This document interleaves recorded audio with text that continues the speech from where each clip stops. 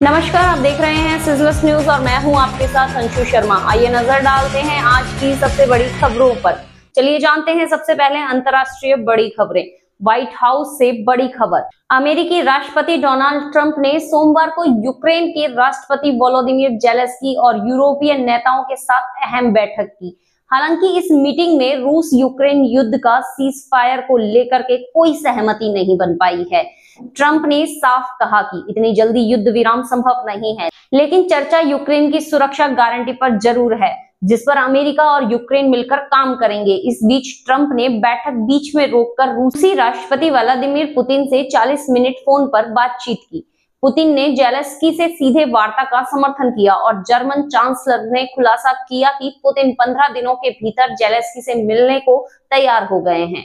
Meeting के बाद Zelensky ने प्रेस कॉन्फ्रेंस में कहा, यूक्रेन यूरोप के पैसों से 90 अरब डॉलर यानी करीब 8 लाख करोड़ रुपए के अमेरिकी हथियार खरीदेगा। इसी बीच पुतिन ने सोमवार शाम प्रधानमंत्री नरेंद्र मोदी से भी फोन पर बात की।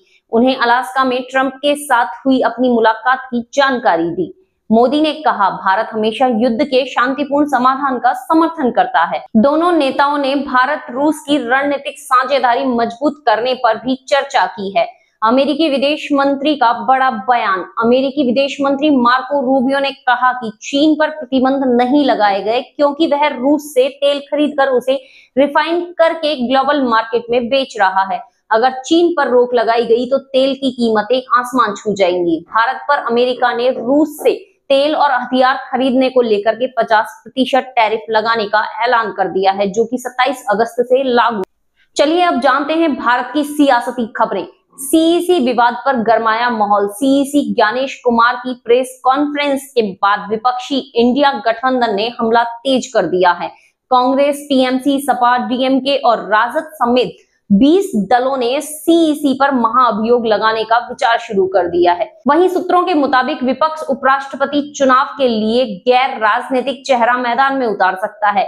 इसरो के एक वरिष्ठ वैज्ञानिक का नाम भी चर्चा में है। इसी बीच दिल्ली से बड़े हादसे की खबर सामने आई है।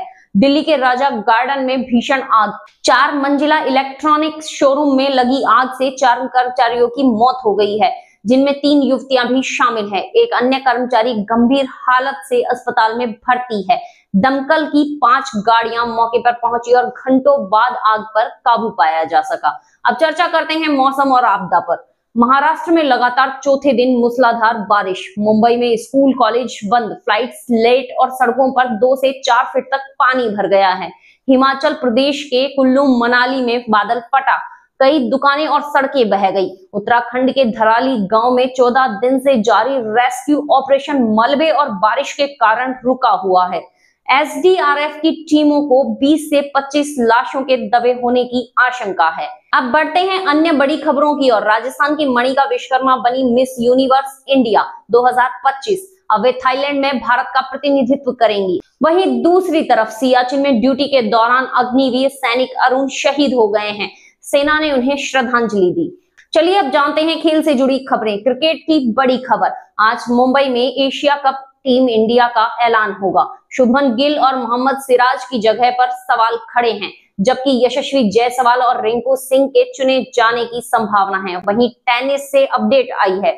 स्पेन के कार्लोस अल्काराज ने सिंसिनाटी मास्टर्स ऑफ 1000 का खिताब जीता। फाइनल में जैनिक सिनर चोट के कारण रिटायर हुए। यह अल्काराज की इस साल की 6ठी ट्रॉफी है।